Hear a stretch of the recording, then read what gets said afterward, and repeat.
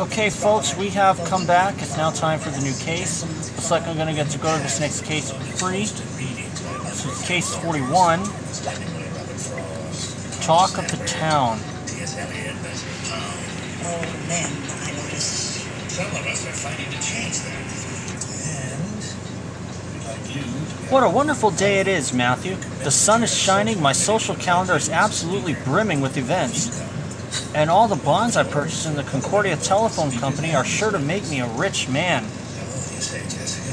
Diego can question them all he wants, but I'm confident that no Rochester, one of Concordia's wealthiest and most influential families, would ever back a bad venture. And what's more, Miss Bernadine Rochester has granted me another rendezvous. Nothing could possibly dampen my mood. Chief, we just heard reports of a murder by the swimming pool at the Grand Concordia Hotel. The Grand Concordia Hotel? Matthew, take Madeline and head to the Grand Concordia Hotel swimming pool. We must secure the crime scene at once.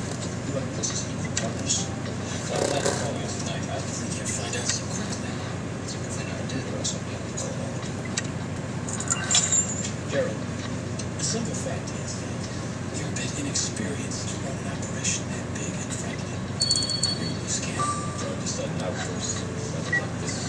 Now, I know you have some problems running operations on the stage. Oh goodness, I was actually hoping for another one. I was wondering when they would have another crime scene of a pool. Uh-oh, this better not be,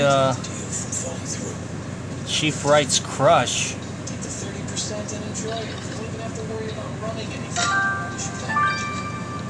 Doesn't look like it, though. We're brother hackers, of course. That should at least come for something. The evidence club is irrelevant. This is strictly business, Gerald. Would you be so good as to show us? Here we are.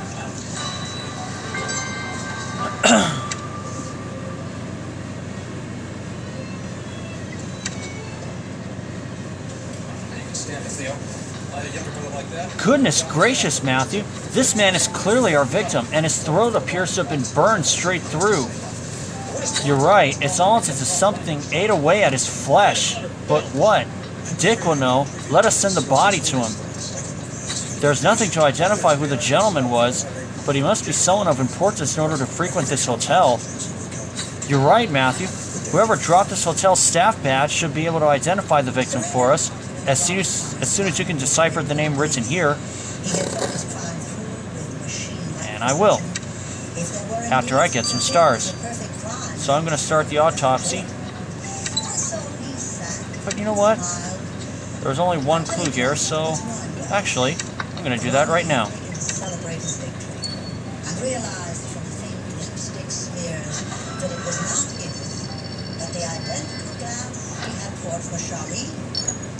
He had washed the wrong one. Much poison was left in the glass. B. Tucker. Surely not enough. When the police arrived, they found So the name on that badge reads B. Tucker. And according to our records, there's a Bert Tucker working as a barman at this hotel. With any luck, this Mr. Tucker will be able to inform us of our victim's identity, Matthew. Let us speak with him.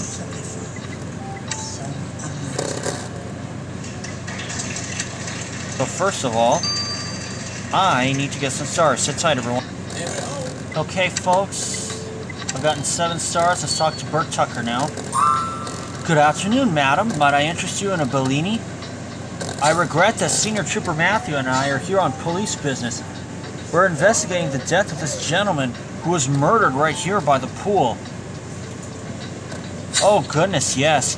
I'm glad you've arrived to deal with that. That's Joseph Pryor, a journalist. Mr. Pryor was a good customer. He used to come in every day for a drink in the lobby and then a swim. And what can you tell us about him? I just know Mr. Pryor worked as a gossip journalist for the Concordian Gazette. I read his articles sometimes. And did you see Mr. Pryor today, prior to his death? We found your badge by the pool. Oh, I'm so careless. I lose my badges all the time. That's why I always keep a spare one about. But no, I never saw Mr. Pryor today.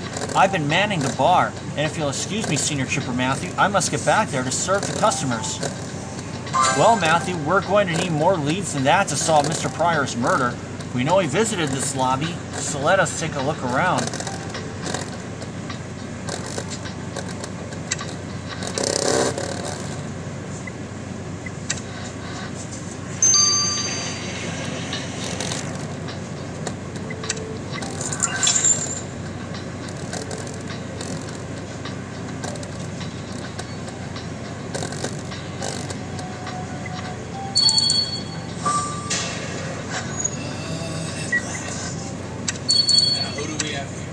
Okay. Big bad enforcer.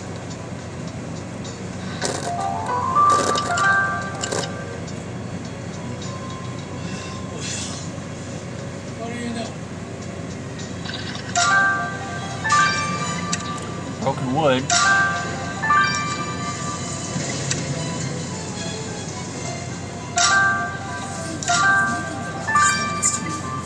Crate.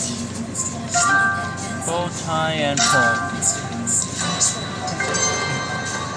3 clues.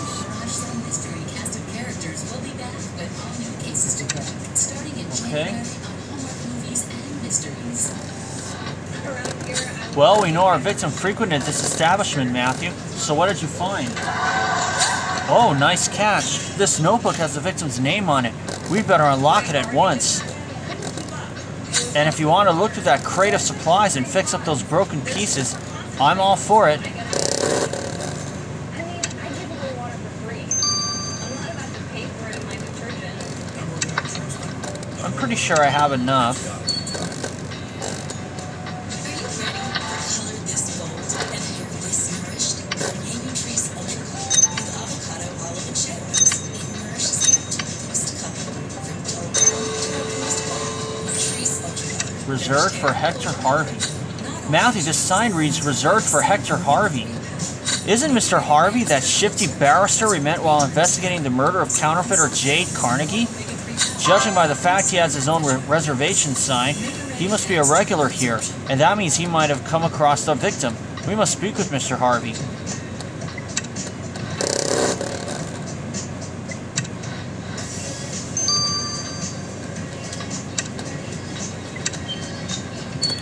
And let's see if he knew the victim. We meet again, Senior Trooper Matthew. Do you find yourself in need of my legal expertise at last? Not quite. A Mr. Joseph Pryor has been murdered on the hotel grounds, and we were wondering if you knew the gentleman. Joseph? He's dead? Indeed. How well did you know the victim? Joseph was a treasured client. You see, his journalism work ruffled a few feathers. He published stories which offended people, and I defended him from their lawsuits. It's a shame he's dead. We had a good thing going on. There was nobody Joseph was scared to attack in his circles, nor any story he wouldn't invent for that matter. Your compassion is touching, Mr. Harvey. Don't go far. Senior Trooper Matthew may wish to speak with you again later.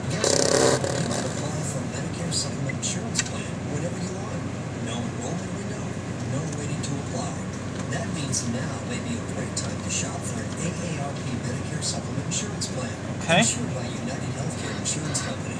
Medicare doesn't cover everything. And like all standardized Medicare supplement insurance plans, these help cover Victim's notebook now. doesn't pay. So don't wait. Oh no, not this. Free decision guide. It could help you find the AARP Medicare supplement plan. 74477. These types of plans have no networks. So you get to choose any doctor who accepts Medicare patients. 471. Rates are competitive.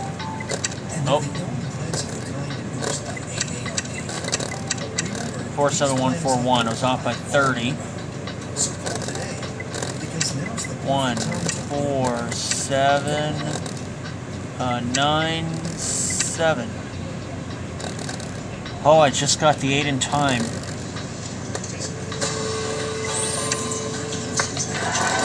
You got the victim's notebook open in a jiffy, Matthew. Let's see what's inside. Whatever Joseph wrote in here, it's completely faded. A good dusting should help recover the writing. Correct.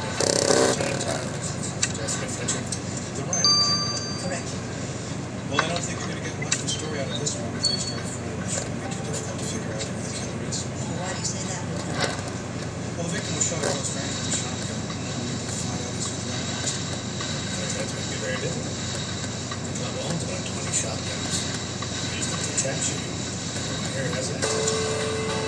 Okay. Not a problem. We'll just have to nuke everybody.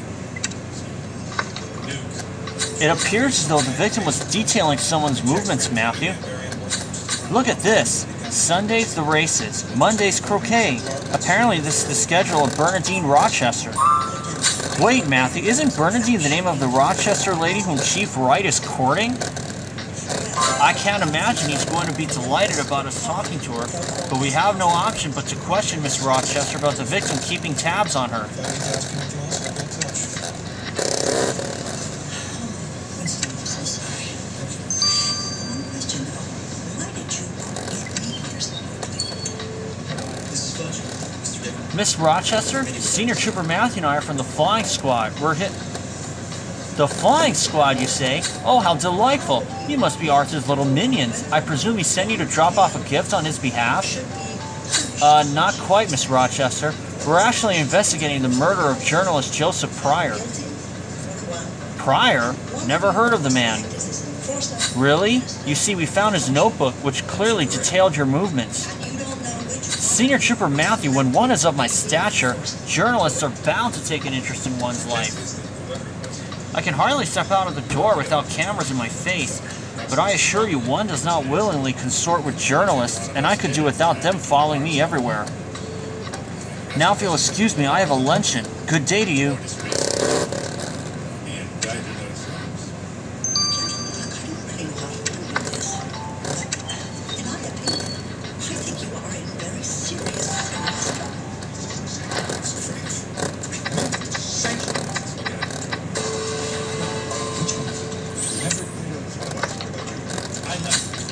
Dash my wig, Matthew. There was a bloody glove inside that crate. You're right. That could well be our victim's blood, but there's only one way to find out for sure. Let us send the glove to Viola. A jury might find you all guilty of conspiracy. Unless we take some action on our own, bring the killing to justice. Okay, and that's gonna do And then Mrs. Fletcher. Tell Winston. 3 hours, and I'll see you guys when these two are finished. Committee. So long. And we have returned. Let's start chapter 2 of Talk of the Town.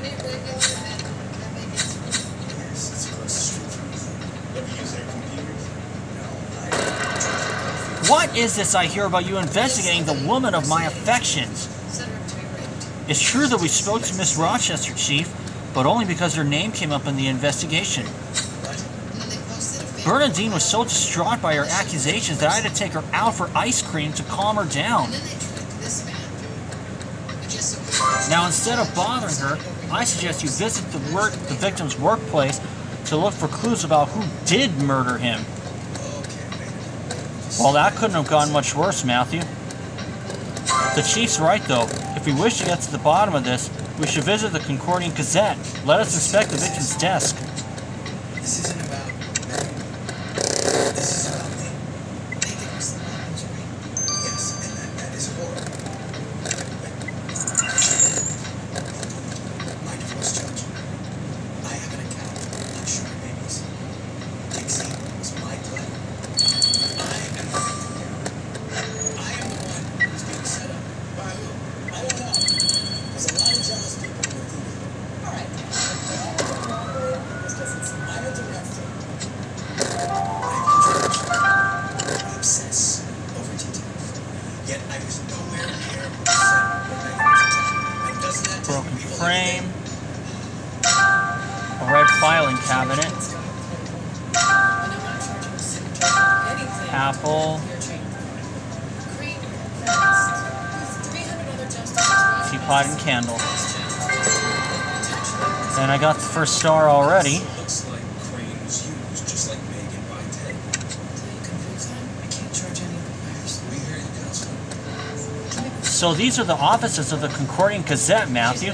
I've never seen so many telephones in one place. But you're right, we must keep our mind on the investigation.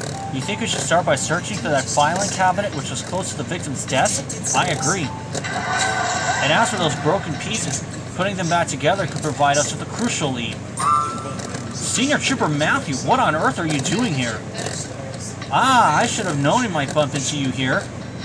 If you don't mind, Senior Trooper Matthew will have to ask you to stand aside, Catherine. We need to ask you some questions about a colleague of yours.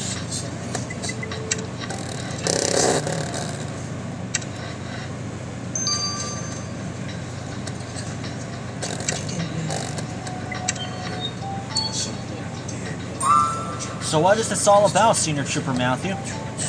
As it happens, Catherine, we're investigating the murder of one of your colleagues, Joseph Pryor.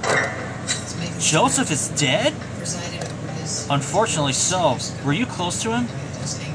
Well, we got on well enough, but Joseph and I weren't friends. There wasn't much overlap between the topics we worked on. And were you aware of any enemies Joseph may have had? Truth be told, barely a day went by without Joseph publishing an article which offended someone. Any number of those people could have wanted revenge. But killing him was a shabby trick. I have a low opinion of people who choose to silence journalists through violence.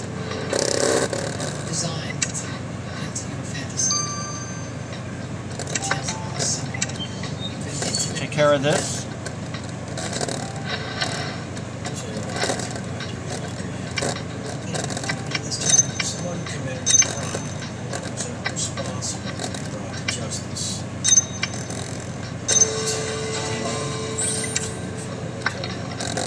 I wonder who this gentleman is in the photograph you found by the victim's desk, Matthew. Perhaps checking his face against our database shall prove informative.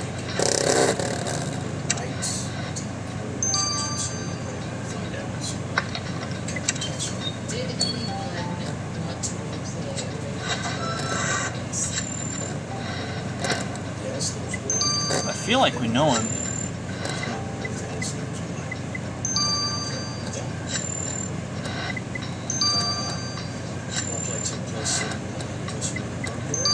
There we are. Erwin Pryor. Must be the dad. So the gentleman in the photograph you found is Mr. Edwin Pryor, and he's the victim's father, Matthew. See, I was right. Time for the worst part of the job. We better inform Mr. Pryor of his son's death.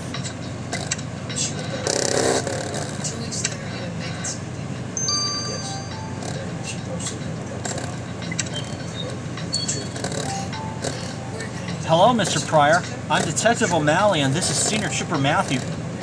Oh, officers, I'm actually just on my way to golf. Is this urgent? I'm afraid so, Mr. Pryor. We're here because your son Joseph has been murdered. What? My boy's dead? This can't be happening, Senior Trooper Matthew. Parents aren't supposed to bury their children. And to think Joseph had made such a success of his life. I was so proud of him, and now he's dead. We're sorry for your loss, Mr. Pryor. If you think of anything which might aid our investigation, please don't hesitate to contact us.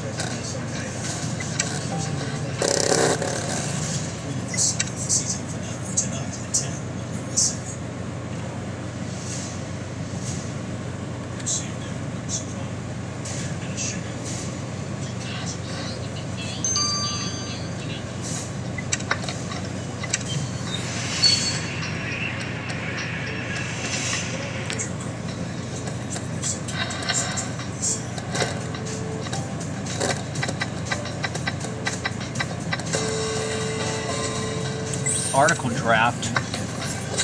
Matthew, the sheet of paper you found in the filing cabinet looks like a draft article for the Concordian Gazette. It was clearly written by our victim. And look, that's Bernardine Rochester's name. Botheration! The chief shan't be at all pleased that we're digging deeper into Miss Rochester's life, but we must, regardless. Not that I can make out what's written. If we wish to make any sense of this, we had better send this piece of paper to Evie. That's gonna do. It's gonna be 9 hours. See y'all then. Alright guys, I'm under unlimited energy happy hour again. So I'm gonna speed this up. This is only gonna cost me 5. Matthew, I assume you're here about those notes written by your victim. You correctly assumed that it was a draft for one of his newspaper articles. The article is written in shorthand, a sort of abbreviated notation system often used by journalists. I finally managed to translate it. and it details Bernadette Rochester's romantic exploits with numerous gentlemen. Goodness, Matthew, if that headline saw the light of day, it would most certainly have been an embarrassment for Miss Rochester. But you're right. If Bernadine knew about the article, what might she have done? What might she have done to prevent the victim from publishing it? No matter how the chief might feel about us talking to her, we are duty-bound to investigate. Let us speak with Miss Rochester.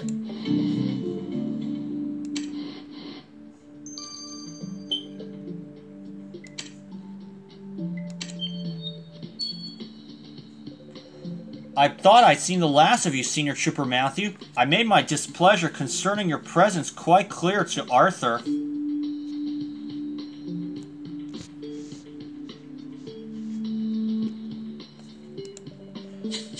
Be that as it may, we found evidence that Mr. Pryor was planning to publish a rather personal article about you.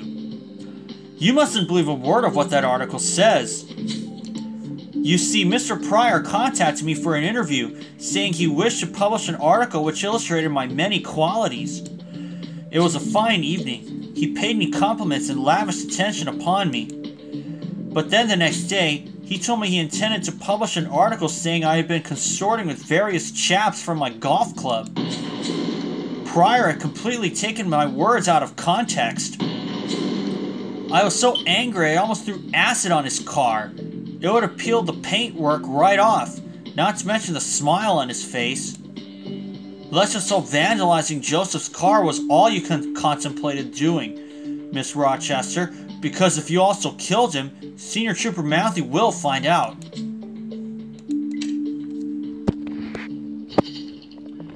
Well, we've finally seen firsthand the sort of sensational articles Mr. Pryor was writing, Matthew.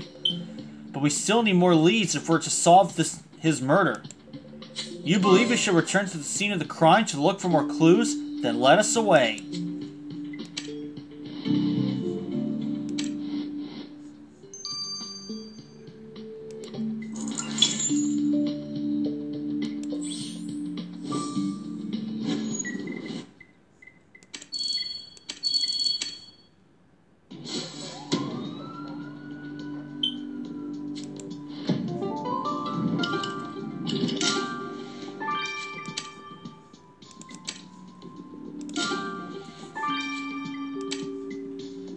Icebox, turtle, duck and domino.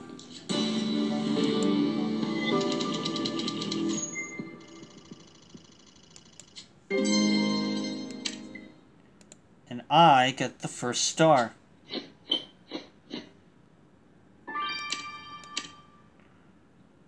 And an additional 400.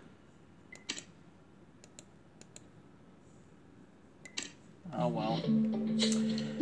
You suspect there to be something of interest in that hotel icebox, Matthew? In that case, I shall let you crack the lock. Those chocolates look more interesting, however. They bear a note addressed to our victim.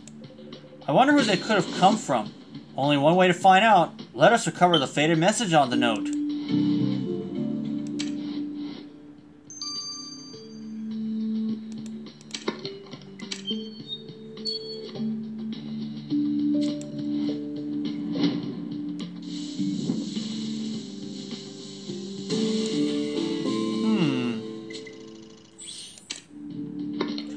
Look at this note, Matthew. It reads, "Dear Joseph, our encounters are as sweet to me as these chocolates." And it was signed by none other than Bert Tucker, that bartender we met earlier. Bert never mentioned he was involved with our victim, Matthew. We must ask him about their relationship at once.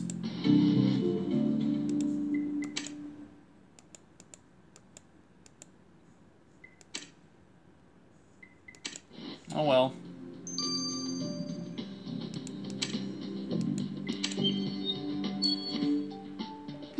Mr. Tucker, Senior Trooper Matthew found these chocolates you gave to our victim. You never said you were in a relationship with him. No, you've got it all wrong.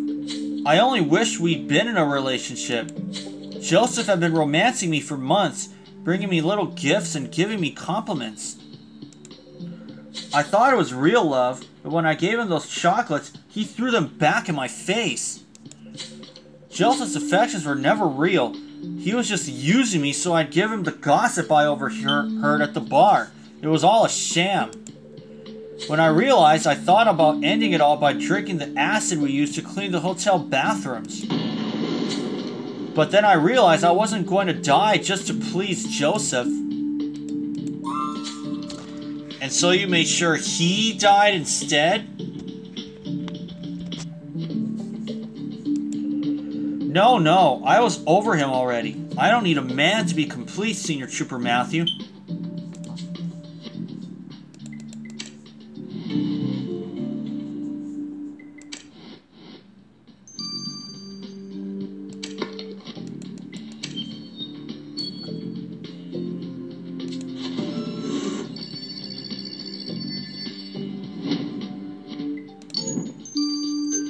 TO, 1BA, 742.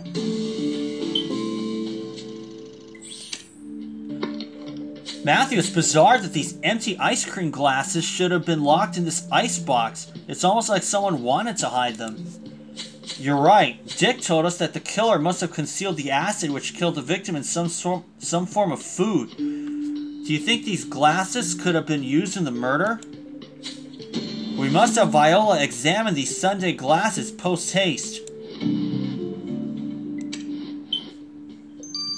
And we will. 12 hours. I'll see you all then. Okay, folks, we've returned. Let's get the results of the Sunday glasses now. Hello again, Matthew. These glasses you sent me gave me rather a hankering for ice cream sundaes. They are such a delicious mixture of ice cream, sauce, and whipped cream. Indeed, but surely there's something else you can tell us. Quite.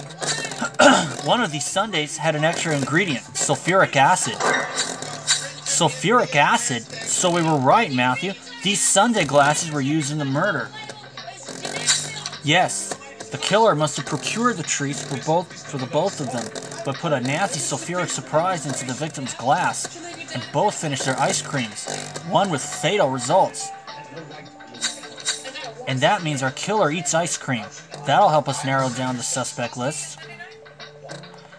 And you're right, Matthew. The chief did mention taking Miss Rochester out for ice cream. I shall add it to her profile. Non-violent civil disobedience. Oh yeah? And part of that talk, lady? Boy, she is in the running. She went straight. She said her partner's only a block away. Well, Matthew, the victim's life was anything but simple. Not me. We know he worked as a gossip journalist at the Concordian Gazette. But are his articles what drove someone to lace his ice cream sundae with acid? We learned that he intended to publish an article exposing Miss Rochester's personal exploits, and that he was romancing the hotel bartender just to get him to reveal gossip about the hotel's guests. Could one of them have exacted revenge for his actions? Senior Trooper Matthew, you must come quickly. There's a man in the Concordian Gazette office. He's trying to trash Joseph's desk. Oh boy. And we'll start Chapter 3 after this. See you then. Alright folks, we'll start Chapter 3 of Talk of the Town now.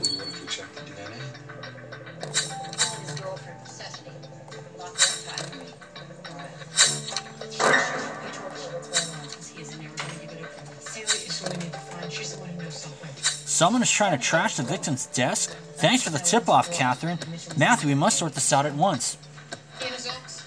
What do you mean? Where did they go? And this must go too. Mr. Pryor, put that plant down right this instant. Oh, Senior Trooper Matthew, I didn't expect to see you here. So it would seem. Please step aside, Mr. Pryor. Senior Trooper Matthew shall require you to explain yourself. Xander Owens got out of prison 2 weeks ago. What's that got to do with us? The DNA match you're asking about wasn't to a Mitchell Hisson. It was to this guy, Haley's rapist. Moment.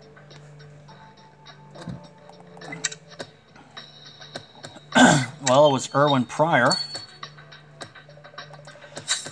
Mr. Pryor, when we spoke to you earlier, you seemed devastated by your son's death.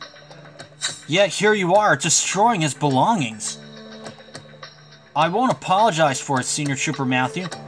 I used to be proud of Joseph for his achievements, but I recently discovered the drivel he was writing. Joseph told me he was a serious journalist, but that couldn't have been further from the truth. He was just humiliating people in order to sell newspapers. His articles are more caustic than the acid I used to kill the bugs in my garden. He used to be a sweet boy, always ready to share his ice cream with me, but he'd become a monster. I couldn't let any son of mine get away with such behavior. I'd rather destroy all his surviving work. Let us just hope you didn't decide to put a permanent stop to his behavior, Mr. Pryor, because if you murdered your son, Senior Trooper Matthew will find out. And while we're here, Matthew, we must take another look at the victim's desk.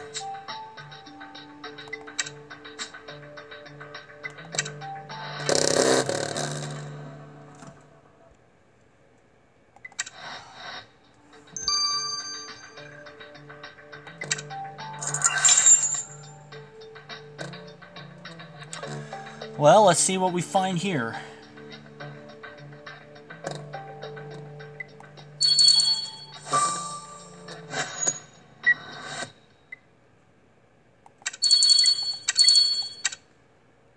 I'm going to try to go for the first star.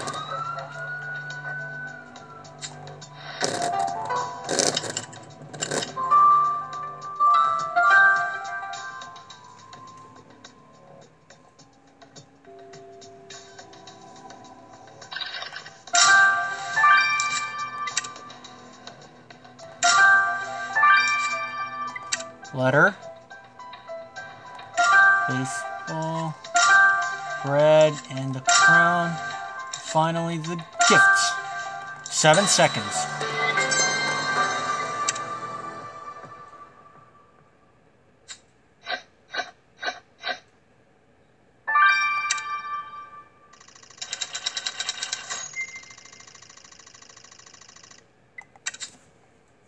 Okay. Matthew, this bust appears to be an award given to our victim.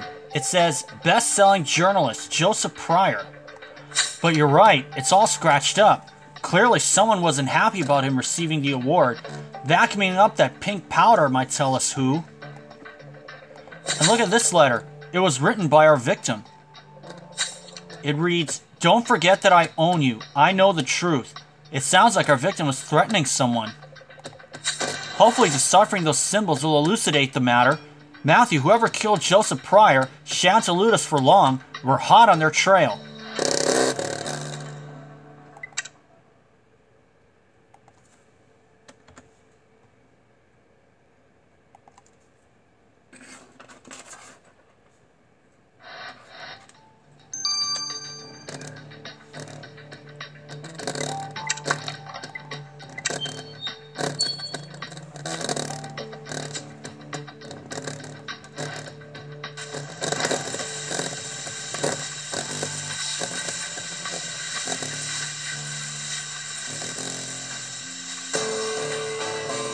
Oh, I got 8 instead. Matthew, whoever left the powder on this victim's bust must also be the person who defaced it. Let us put the powder under the microscope to see if we can identify the culprit.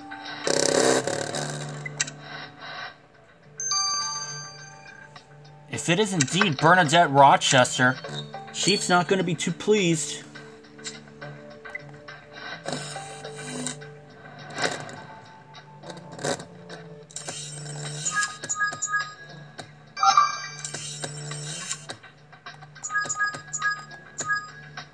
Because I have a feeling this is going to warrant another talk with Rochester, with the Rochester lady, Bernadette.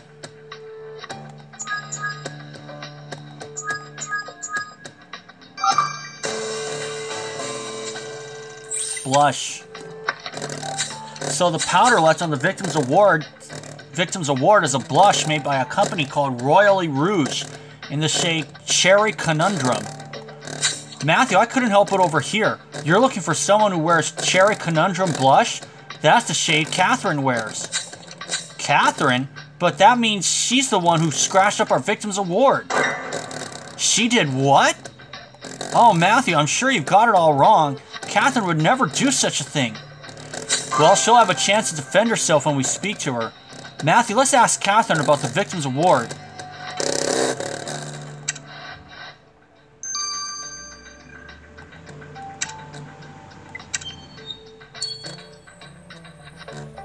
Catherine, can you explain to Senior Trooper Matthew why you scratched up Joseph's award?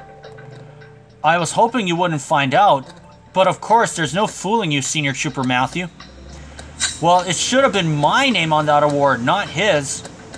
Every time I came up with an original idea for an article, Joseph would steal it and distort it into something which suited his own warped purposes. I spent 5 months crafting an article on corruption in the golfing world, even going so far as to learn to play myself. Only for Joseph to swoop in and turn it into a scandal about Bernadine Rochester's romantic exploits. The man was unbearable. Was that enough for you to push you to do the unthinkable? Don't be ridiculous, Senior Trooper Matthew. I'm dating a member of the flying squad. I'm hardly in the market for murders. Well, she's in the clear for now.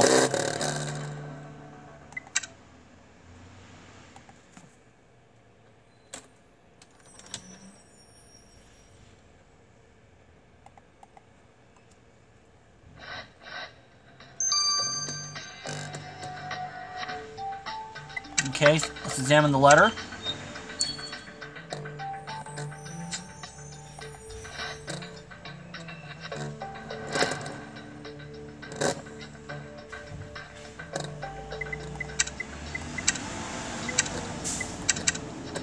Okay, 91911. 19391. Boy, this is very, very tedious. One more to go. 99531. There we are. Perfect.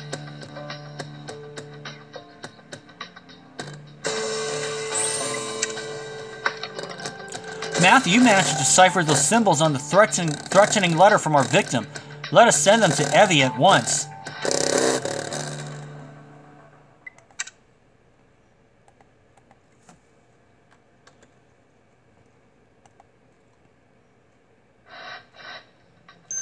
And that'll do 3 hours only. Okay. And I will see you all then. Okay, folks, we have returned, and let's get the results of the mysterious numbers. So, Evie, did you find out who the victim said he owned in his letter? Well, getting to the bottom of those numbers you sent me proves most challenging. That is until the dream team that is Diego and I got together. You see, I established rather quickly that the numbers related to a law degree, that of a Mr. Hector Harvey.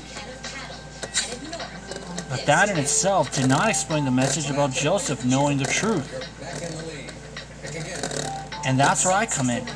Evie found me a copy of Mr. Harvey's law degree.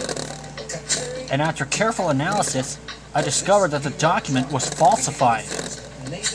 So Hector Harvey's law degree was a fake, and our victim appeared to be holding it over his head. I agree, Matthew. This warrants a chat with Mr. Harvey. Okay. That would be a bed. Less than a minute to go now, Ross. Talk to Hector Harvey now. You again, Senior Trooper Matthew. Can't you see I'm trying to enjoy an ice cream? It's almost as though you're trying to get yourself sued for harassment. You can wipe that smirk off your face, Mr. Harvey. We know your law degree is fake. How did you discover that? We also discovered that Joseph Pryor knew and was using it against you. We found his letter saying he owned you. Fine, it's true.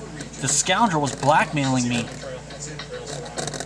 I don't know how, but he discovered that my law degree was attained through untraditional methods and said he'd out me if I didn't work for him for free.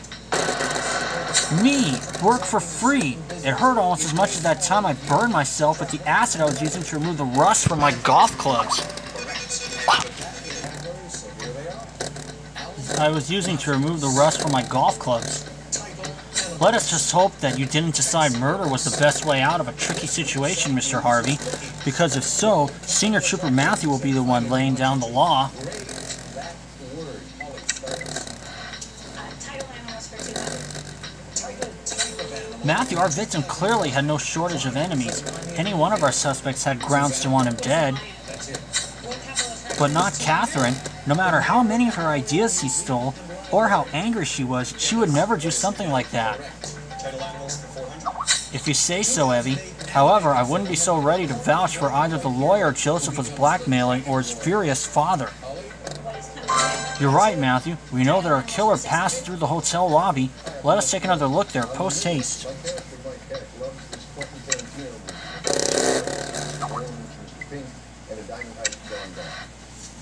Holly, What is Reservoir Dogs? yes. Title animals for 100. With 5 Oscars, including Christopher Walken's, this 1978 Michael Cimino film shot to the top. Dennis, what is Deer Hunter? That's it. Title animals for 1,000. As Rufus T. Firefly in 1933, Groucho doled out this alien. All right. Susanna, What is duck soup? good. Alma maters for 200, please. In the Ivy, Anderson Cooper, Jodie Foster. Susanna, What is I Yale? think I see. Alma maters 400. on the Charles River, Buzz Aldrin, Bill Hewlett. Dennis, what is MIT? MIT, that's it. Golf cap. Grade that word for 200. This abbreviation for a method of child delivery Cat. forms a middling method. Woman, statue, and C coins. section. Yep. Grade that word for 400. June 6th just squeaks by as the anniversary of this. Susanna? What is D-Day? Yeah. Grade that word for 600. You have the fake purple 10,000. name to hear God. One of these better than average tunes. Susanna. What is a B-side? B-side. Matthew, look at that cap you picked up. It looks like it's been burned straight through with acid. And the long sloping roof. And you're right, it's a golfing cap, and we know our killer plays golf. They must have spilled some acid on their cap during the murder and left it here. Camera lens aperture. Collecting some of those beige flakes on the cap might shed some light on their identity. Fail. As for that trash can, I know the drill. Let's search through it at once. What is Stockholm? Dennis. What is Oslo? Oslo, correct. This website uses photos for 200. Wonderfilm is a section of this sandwich. All right. Dennis. What is real? Yes, that's it. That takes you up to 3,000. Let's see. We'll take a break.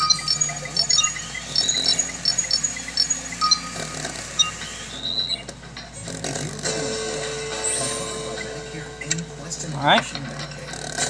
Let's get those beige flakes from the killer's golf cap to Viola at once. It's the United Healthcare Dual Complete Plan. And since you have both cards, you may be eligible for it. Call now to talk with us and learn more. Okay, 15 hours. Medicaid gives you benefits, and Medicare gives you some too. And the trash can now. Can add even more benefits and features compared to original Medicare. You'll have lots of doctors and hospitals to choose from. Prescription drug coverage and other important benefits. Sulfuric acid. Dental exams. Oh, and I just got the 9 in time. Matthew, there was a bottle of sulfuric acid in that trash can. And a gym We know that sulfuric acid is the murder weapon, so this must be the bottle the killer used. products catalog. With credits We must send the bottle to Viola if we wish to learn more about them. vitamins, and first aid kits. And best of all, with this plan, there's no additional cost to you. 9 hours, and I'll see y'all then. If you live in Okay, folks, we have returned, and let's get the results of the beige flakes right now. Matthew, I know you're in a rush, so I shall be quick. The beige flakes you collected from the killer's golf cap were, in fact, skin cells. I put the cells under the DNA machine to see if I could identify any of your killer's distinguishing characteristics. And I was in luck. Thanks to those cells, I can tell you that your killer has brown eyes. Well, our brown-eyed killer had better sleep with one eye open now that you're closing in, Matthew.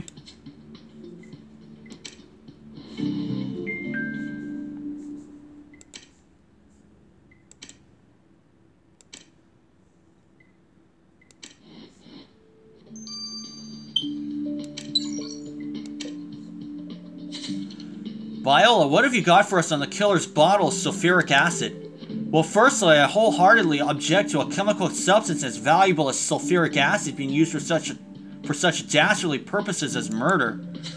Secondly, I found some tiny white fibers on the bottle, and the fibers had been soaked in a cornstarch mixture used to stiffen collars. So our killer's wearing a starched white collar. They must have transferred some fibers onto the bottle during the murder. Our killer will certainly be hot under the collar once you've got them in cuffs, Matthew. Matthew, this is it. You've acquired enough evidence to arrest Joseph Pryor's killer.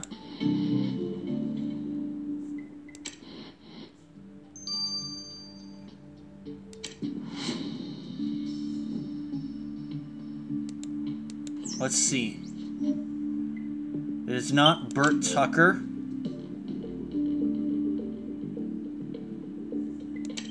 It appears to be Hector Harvey, the lawyer.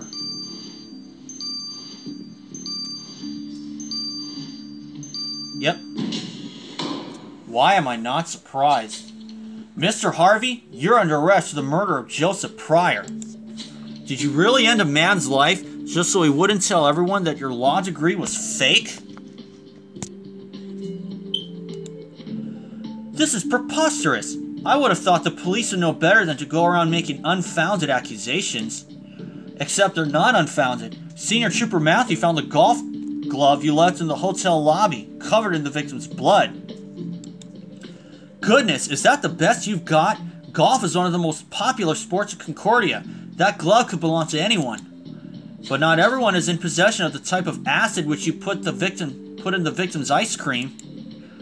It's as I told you. I only use that acid to clean my golf clubs. Give it up, Hector. The bottle of acid you used to kill the victim had your clothing fibers on it. We know you did it. Fine, you win, Senior Trooper Matthew. I did kill Joseph. But not for the reason that you think. When he blackmailed me into working for him for free, I thought I'd reached my lowest point. But then Joseph published a scandalous article about my sister. So you had no issue with Joseph smearing everybody else's reputation, but you drew the line at your own family? It wasn't just her reputation. When she wanted to launch a defamation lawsuit against Joseph, he told me to completely destroy her in court. Imagine, he held my fake law degree over my head so that I'd prove my sister was as disreputable as he claimed. It would have ruined her life. If I didn't do what he wanted, he'd have destroyed me. But if I'd gone along with it, I would have destroyed my sister. Killing him was the only choice I had. Well, in that case, our only choice is putting you in jail, Mr. Harvey. You're under arrest for killing Joseph Pryor. Mr. Harvey, you stand accused of murdering Joseph Pryor. How do you plead? Guilty, Your Honor, but I only did it to protect my sister. I find that difficult to believe, Mr. Harvey. Instead, it sounds like you prefer to kill a man rather than come clean about your own lies.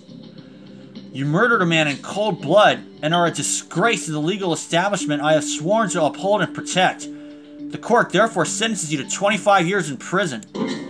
25 years? I know my rights. I'll appeal. No, you won't. Matthew, I'm glad we managed to put Joseph Pryor's killer behind bars. See, I told you it couldn't have been Catherine, Matthew. I know her too well to have doubted her even for a second. You are too sweet, dear Evie. Yes, yes, and I'm sure Miss Bernadine Rochester shall also forgive you for investigating her in such an impertinent fashion. And now that this unpleasant matter has been resolved, you can finally stop harassing the Rochester family, Matthew. Good day. About the Rochesters, Matthew. I need to talk to you.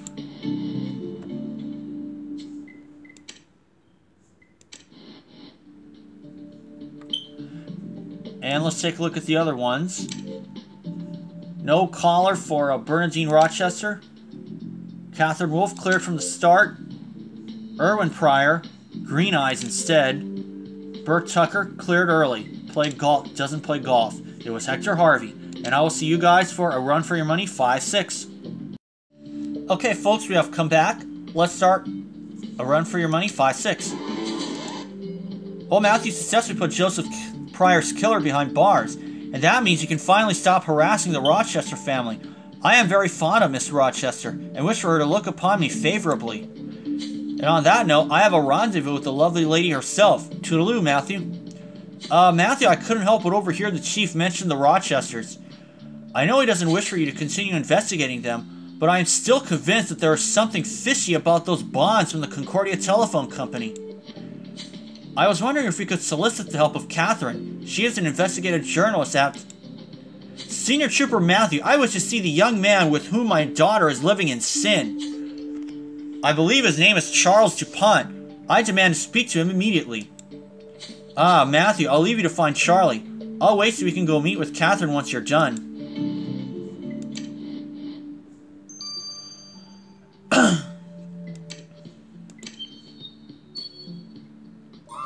Mrs. O'Malley, I hear you wish to speak with me. How can I help you? It has come to my attention that your engagement to my daughter was nothing but a trick. And what's worse, my knitting group has heard talk that you and Madeline are residing under the same roof without being married. It's a scandal. No, you misunderstood completely, Mrs. O'Malley. It's an entirely innocent situation. I will not have my daughter being the talk of the town, young man. Do you hear me? You must propose to her at once. Propose? But I am not sure Maddie wishes for me to propose. I'm sure she does not wish to be spat on in the street for her loose morals either. Oh my. Well, if you really believe the situation is as grave as all that, then I must make an honest woman out of Maddie. Perfect. I've already prepared everything for an engagement. I've even brought my great-grandmother's ring for you to propose, but...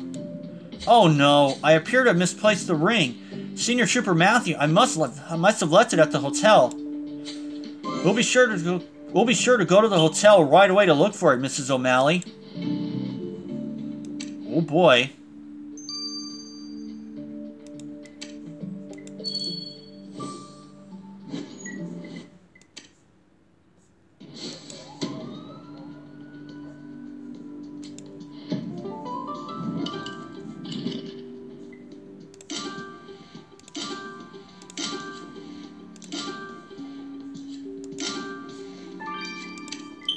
Eileen's suitcase.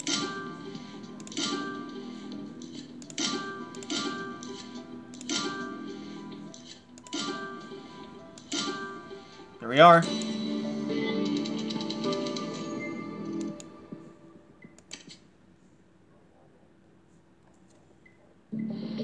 Matthew, I feel terrible that Maddie's reputation is suffering because of me. I must rectify the situation at once. But there's no sign of the ring her mother mentioned. You did find Mrs. O'Malley's suitcase, though. Let's unlock it quick.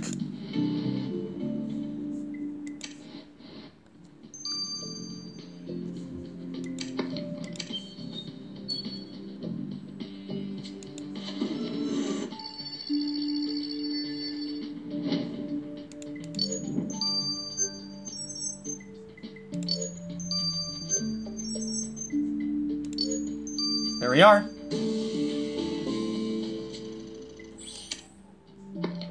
This looks like a jewelry box inside Maddie's mother's suitcase, Matthew. And look, this engagement ring inside must be the one she was on about. Goodness, I've come over all nervous. What if Maddie says no when I propose, Matthew? No, I can't think like that. Proposing to her is the right thing to do, so I must find Madeline and ask her.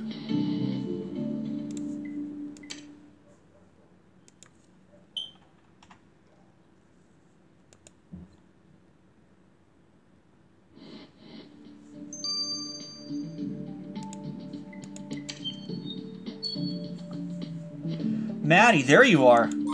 Charlie, are you feeling quite well? You're looking rather pale. Well, you see, your mother came to me and impressed upon me the impropriety of our living situation. So, Madeline O'Malley, will you do me the Stop right there, Charles! I cannot believe you let my mother get to you. So you're rejecting me? No, Charlie, that's not it. I'm rejecting my mother's meddling. If and when we choose to marry, I want it to be on our terms and not because of her antiquated notions of what is proper. My mother has no right to interfere in my love life like this, and it's time I told her so. Let us speak with her. Oh boy.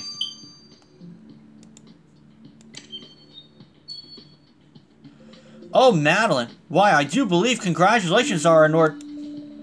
Mother, you've gone too far this time. I don't care what you or anybody else thinks about my living arrangements.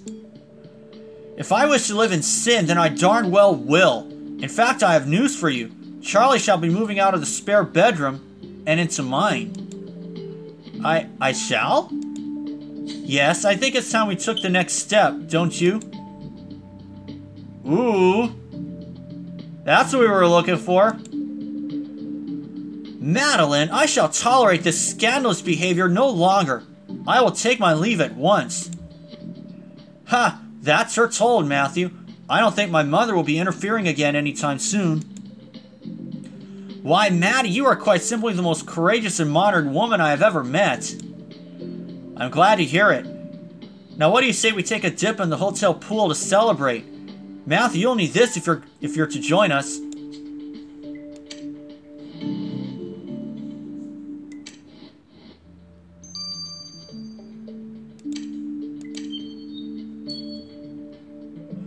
Back so soon, Senior Trooper Matthew? Tell me another of my colleagues hasn't been murdered. We're actually here regarding the bonds which were recently issued by the Concordia Telephone Company. They've been endorsed by Leopold Rochester as a solution to the recent financial crisis. Oh, believe me, I know what those bonds are. They're all anyone has been talking about.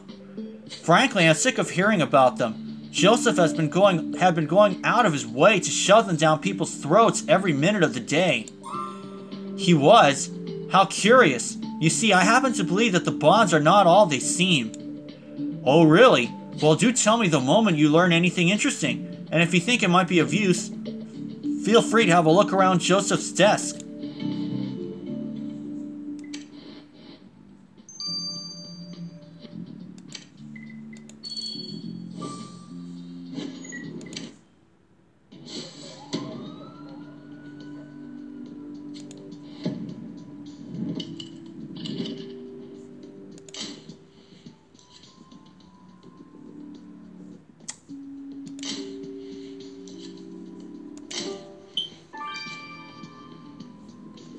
Victims folder.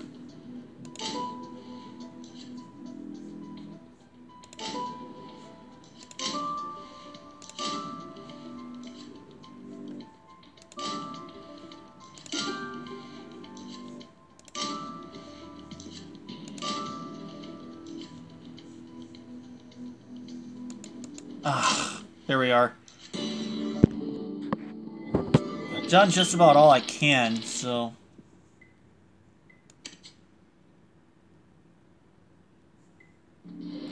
You have an inkling that this folder from the victim's desk could prove illuminating, Matthew? Then let us recover the faded writing.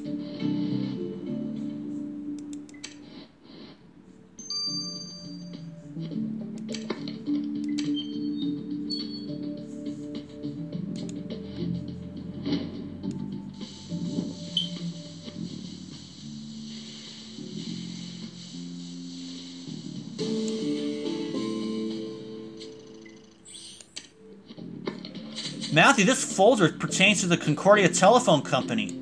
So not only was the victim trying to convince people to buy the company's bonds, but he must have had actual ties to the business.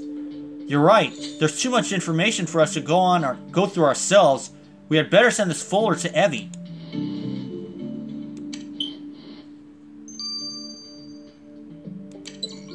"6 hours? I'll see y'all then." Okay folks, we've returned. And let's get the results of the telephone company files.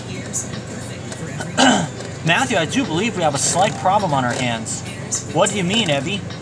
Well, these documents concern the Concordia Telephone Company, as you know. But everything inside this folder shows that the company is fake. What? The company which issued the supposedly secure bonds that everyone invested in is fake? Indeed. The Concordia Telephone Company was set up by none other than Joseph Pryor. It was only a front to scam people out of money. In fact, Joseph Pryor was the one who printed the bonds with the newspaper's printing presses. They're completely worthless. And what of Leopold Rochester, who vouched for both the company and the bonds? Well, there's a chance that Leopold was in on the scam. The documents do refer to another partner involved in the fraud. This is quite the predicament, Matthew. The bonds are worthless, and Leopold Rochester might have helped to scam Concordians out of their hard-earned shillings. We had better inform the chief of this development at once. I dread to think how he'll take the news. It's as easy as 1, 2, 3. Shake it up, crunch it up, blend it up. You can even snack it up. Tell the chief. Just 1 week, slim fat, make a date. Matthew, whatever it is, surely it can wait. I have just returned from a date with the most charming Bernadine Rochester, and I do not wish for anything to put a dampener on my mood. I'm afraid it can't be helped, Chief. You see, we discovered that the bonds in the Concordia Telephone Company are fake. They're entirely worthless. The bonds in which half of Concordia have invested their money are fake? Why? Are you quite sure? I'm afraid so. The Concordia Telephone Company was just a sham, set up by Joseph Pryor in conjunction with a partner, who was most likely Leopold Rochester, given his support for the bonds.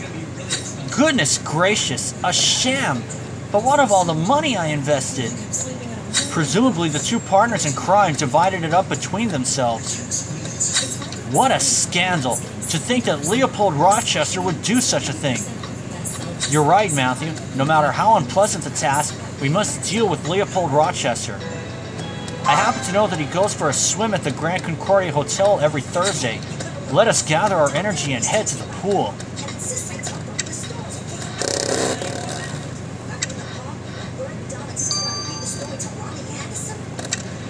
I don't want to hear another word. Oh, Cinderella's back from the war. Maybe your roommates are jealous. We are not jealous. We are angry. You left us sitting here. Hey, I saw the bear running around. I think that's just about the time I was making a giant shrimp out of Jerry Reed's head. You're making this whole thing just riveting. Never. Oh, Leopold Rochester's hat. Jealousy is a very ugly thing, Dad. So are you, anything happens.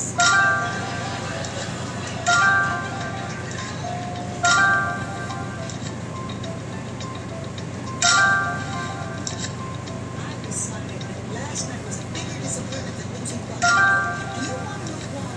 No.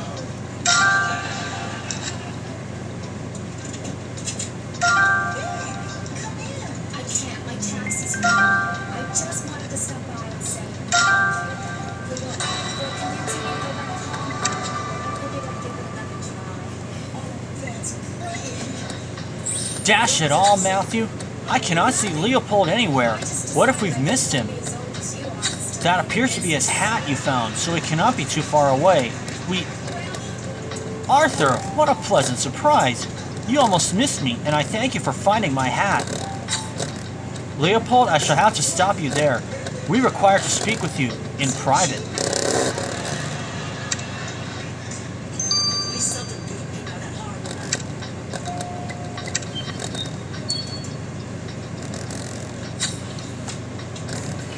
one. Leopold, we discovered the truth behind the Concordia Telephone Company. We found proof that the company was all a sham. I don't understand what you're saying, Senior Trooper Matthew. Leopold, this is as difficult for me as it is for you. I trusted you, but you promoted bonds in a company which doesn't exist. We know the company was set up by Joseph Pryor, a journalist out to make a quick buck, who printed the bonds. How did he get you to endorse the bonds if you weren't in on it? I'm afraid I can't answer that. No wonder the Rochesters were the only family not to invest in the bonds. You must have protected them from doing so. I can't believe it has come to this, Senior Trooper Matthew. Alright, I admit it. I was behind the fake company, and what else was it? Conspiring with that journalist gentleman to despicably ruin my fellow Concordians. Leopold, I never thought this day would come, but you're under arrest, and we are confiscating your assets. Matthew, I admit you and Diego were right about the bonds, but something about Leopold Rochester's confession didn't sit right with me. He barely seemed to know what we meant. Regardless, we shall have to deal with him discreetly. This is a very sensitive matter with a Rochester involved. And we must avoid the news being leaked to the press without a contingency plan. We cannot risk another financial upset if people discover the bonds are worthless. A solution to this mess will have to be found, and quickly, Matthew.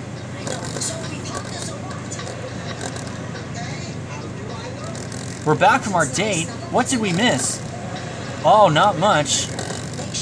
We just discovered that the Concordia Telephone Company is fake, as are all those bonds people have been snapping up. The bonds are fake? Indeed, and we've arrested Leopold Rochester for his involvement. It's clear that he was in cahoots with Joseph Pryor. They created the fictitious company together. You mean to say that they have besmirched the reputation of the telephone? While the technology may only be in its infancy, it's still the greatest invention of our time. If it were real, the company would have been incredibly lucrative. Well, unless you've got a way to make it real, Charlie, then Concordia is in serious trouble once people learn the bonds are worthless. I shall make it real if I have to, Matthew. I shan't allow people to lose their money, nor their faith in an invention as incredible as the telephone. But just how do you intend to do that, Charlie? Well, technically, we did confiscate the money from the venture, so we could use the funds to establish a legitimate, viable company. Excellent! I can make it work, I swear, just as long as Diego helps me with the financial aspects of running a business. Well, it looks as though Charlie saved the day, Matthew. Let us inform the chief.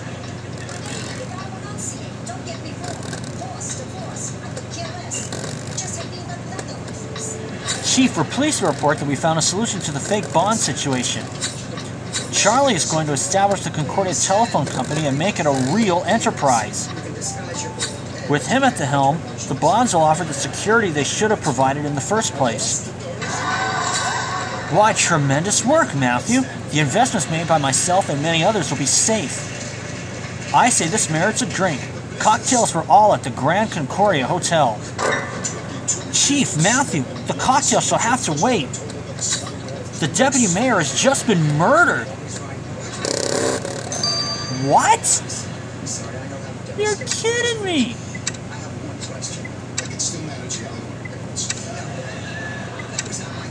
Oh my goodness.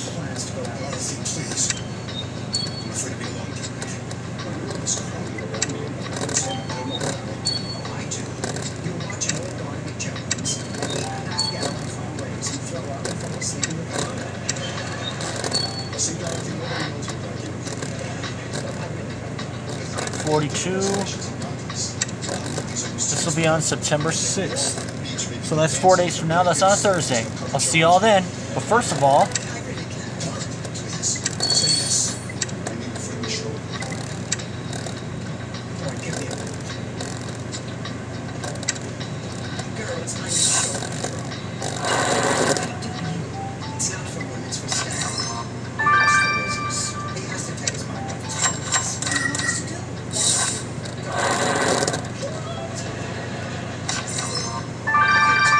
that's 5.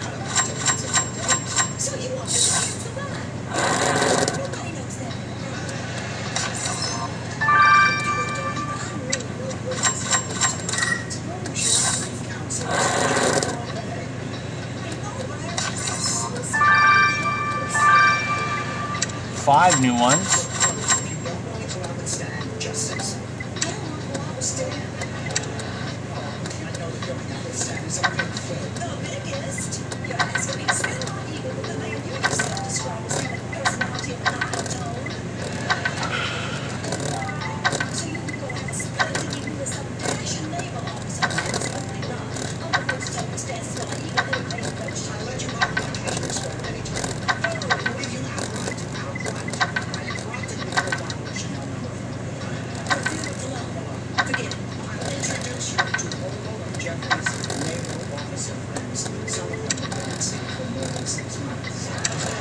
And I'll see you guys on September 6th. Okay, folks, we've returned, and let's get the results of the telephone company files. Matthew, I do believe we have a slight problem on our hands.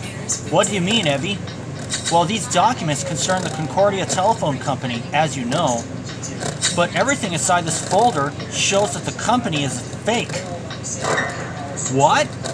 The company which issued the supposedly secure bonds that everyone invested in is fake? Indeed.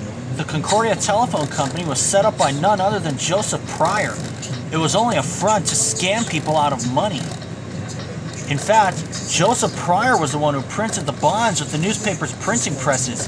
They're completely worthless. And what of Leopold Rochester, who vouched for both the company and the bonds? Well, there's a chance that Leopold was in on the scam. The documents do refer to another partner involved in the fraud. This is quite the predicament, Matthew. The bonds are worthless, and Leopold Rochester might have helped to scam Concordians out of their hard-earned shillings. We had better inform the chief of this development at once. I dread to think how he'll take the news. It's as easy as 1, 2, 3. Shake it up, crunch it up, blend it up. You can even snack it up. Tell the chief. Just 1 week, slim fast, make a date. Matthew, whatever it is, surely it can wait. I have just returned from a date with the most charming Bernadine Rochester, and I do not wish for anything to put a dampener on my mood. I'm afraid it can't be helped, Chief. You see, we discovered that the bonds in the Concordia Telephone Company are fake. They're entirely worthless. The bonds in which half of Concordia have invested their money are fake? Why? Are you quite sure? I'm afraid so. The Concordia Telephone Company was just a sham, set up by Joseph Pryor in conjunction with a partner, who was most likely Leopold Rochester, given his support for the bonds. Goodness gracious, a sham! But what of all the money I invested? Presumably the two partners in crime divided it up between themselves. What a scandal! To think that Leopold Rochester would do such a thing. You're right, Matthew. No matter how unpleasant the task, we must deal with Leopold Rochester. I happen to know that he goes for a swim at the Grand Concordia Hotel every Thursday. Let us gather our energy and head to the pool. That's it.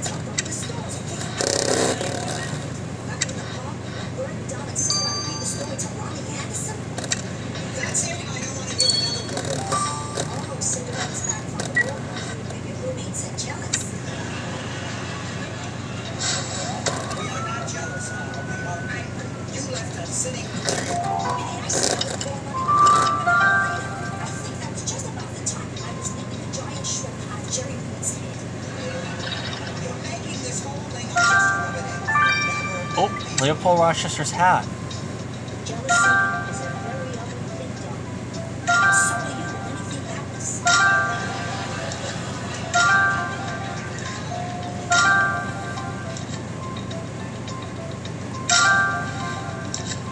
I decided that last night was a bigger disappointment than losing Bucky.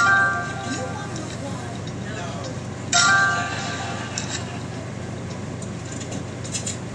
Hey, come in. I can't. My taxes are due. I just wanted to stop by and say for convincing me to go back home. I figured I'd give it another try. That's great. Dash it all, Matthew. I cannot see Leopold anywhere. What if we've missed him? That appears to be his hat you found, so it cannot be too far away. Arthur, what a pleasant surprise. You almost missed me, and I thank you for finding my hat. Leopold, I shall have to stop you there. We require to speak with you in private. We seldom do it, you know, that hard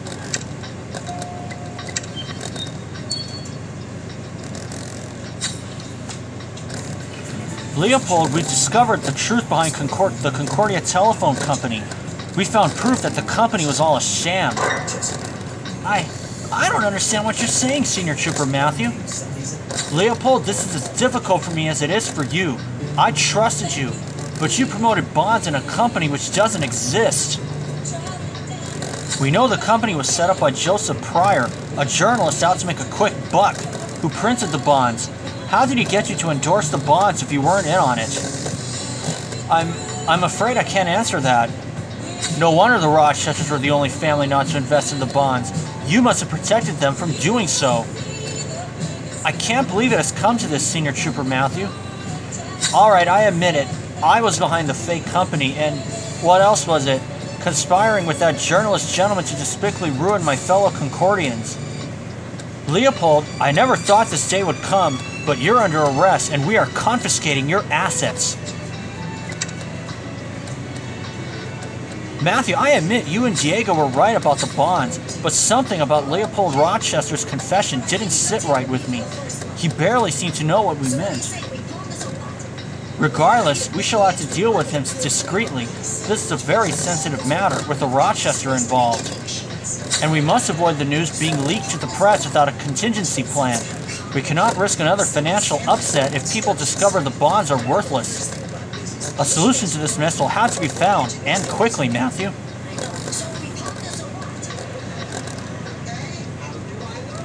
We're back from our date. What did we miss?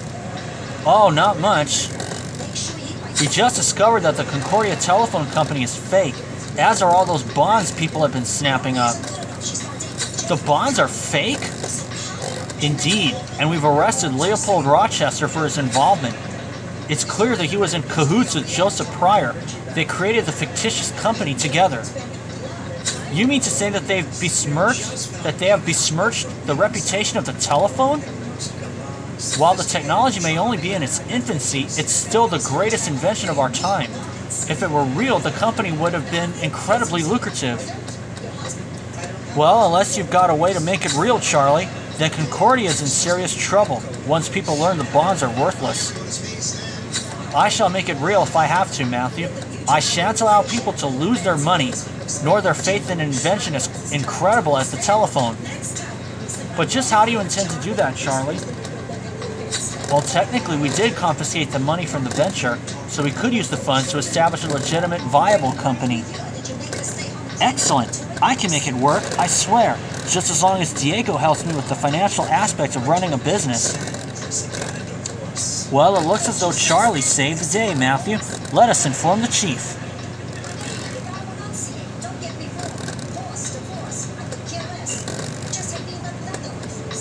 Chief, we're pleased to report that we found a solution to the fake bond situation. Charlie is going to establish the Concordia Telephone Company and make it a real enterprise. With him at the helm, the bonds will offer the security they should have provided in the first place. Why, tremendous work, Matthew. The investments made by myself and many others will be safe. I say this merits a drink. Cocktails for all at the Grand Concordia Hotel. Chief, Matthew, the cocktail shall have to wait. The deputy mayor has just been murdered. What? You're kidding me.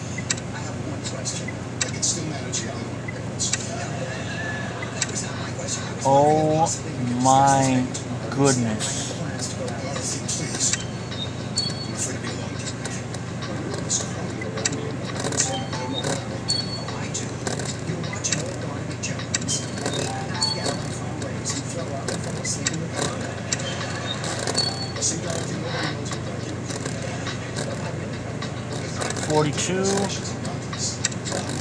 This will be on September 6th. So that's 4 days from now. That's on a Thursday. I'll see y'all then. But first of all,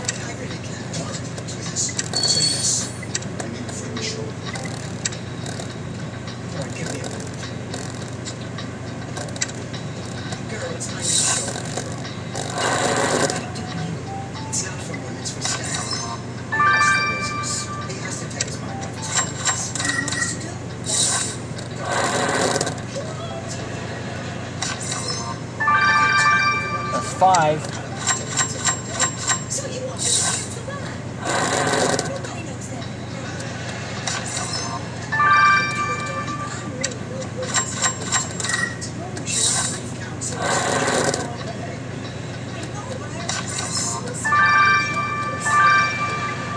Five new ones.